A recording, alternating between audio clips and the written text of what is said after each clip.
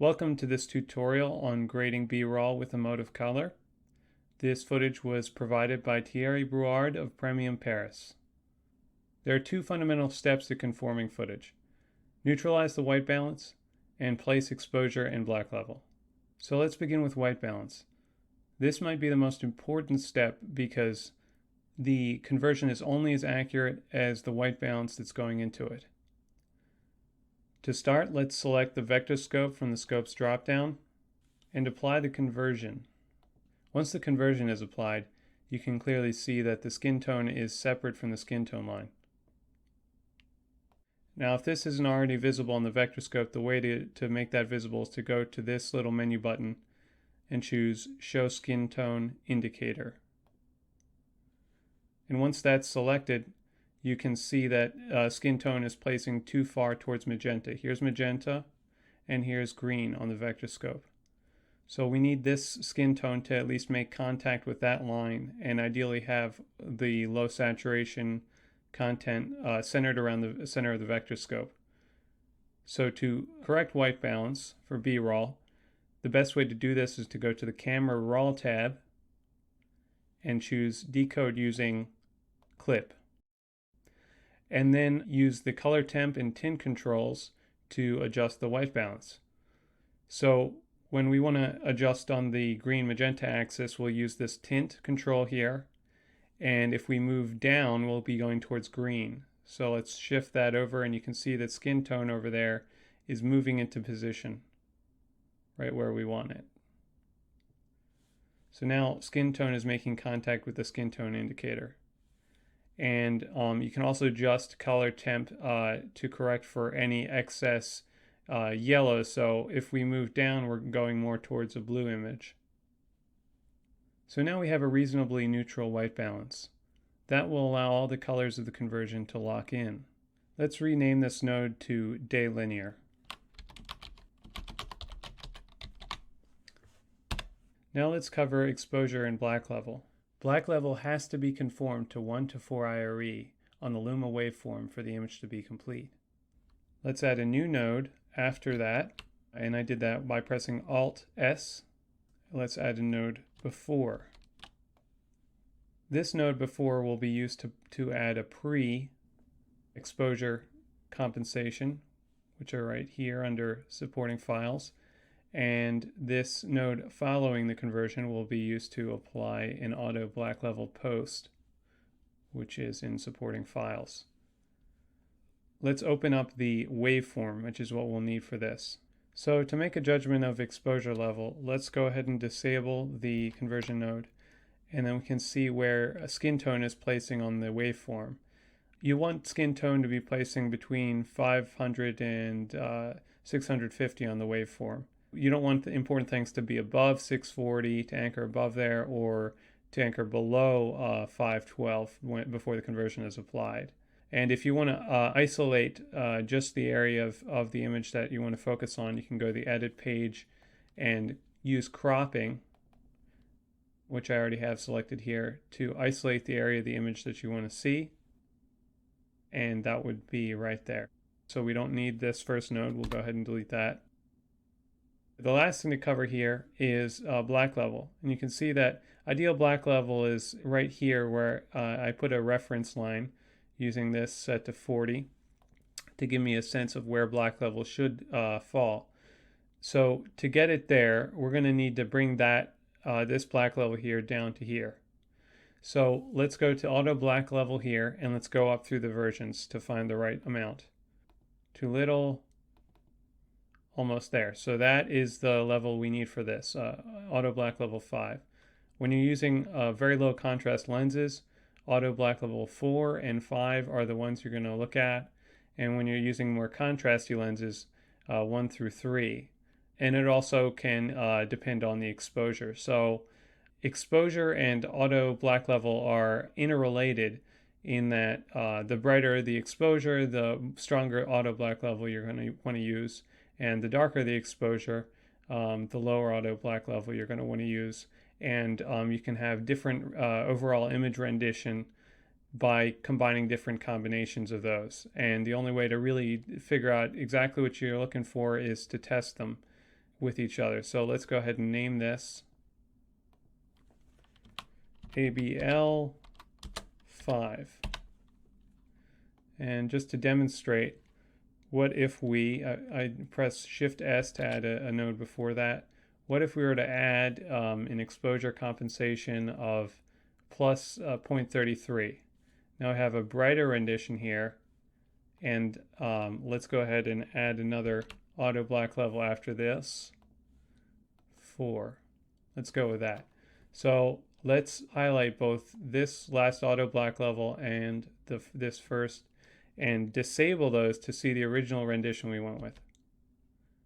You can see that the whole image changes, and so you can get a different feel to the image by combining a pre and a post.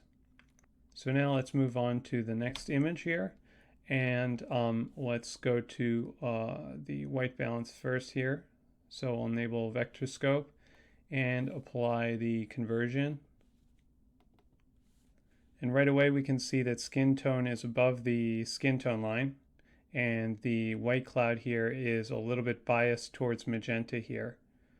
So let's correct that with the white balance controls in Camera Raw. So now you can see that skin tone is sitting on the skin tone line, and this is much better centered on the center of the vector scope. And let's relabel this here to day linear. Okay. Now let's move on to the exposure and black level. So let's switch to the waveform.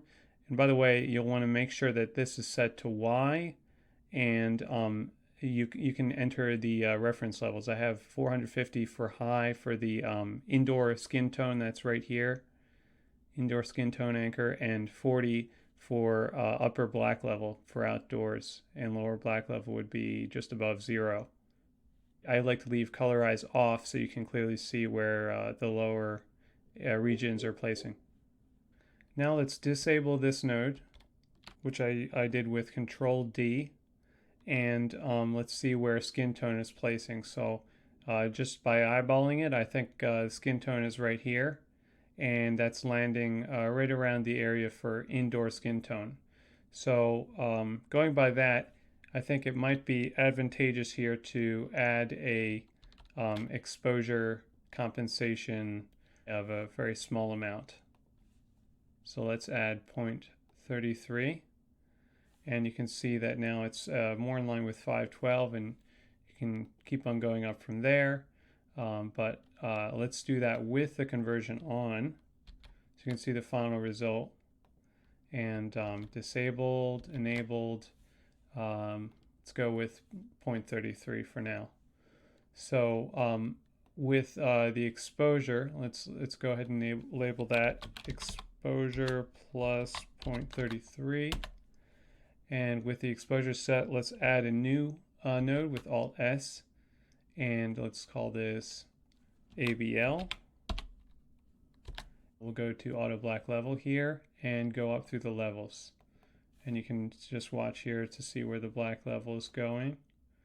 And it looks like 5 is really where it starts to round off there with the exposure compensation in place. Now, if you take that exposure compensation off, then you can see that 5 is a little too much. It's starting to compress things into the black there. So if we go to 4, you can see that it's just starting to round it off there.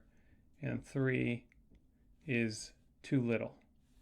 And you can also just confirm this visually. Just look at the image as you're applying it, and you can see that 4 feels right, 5 feels like too much there. So 4 without that exposure compensation. But when you add the exposure compensation, you can see that it's just a little bit too high. It doesn't feel quite right. So let's add that, and you can see that the black level starts to round off there. So the idea with the black level is you want to apply just the right amount, but not too much.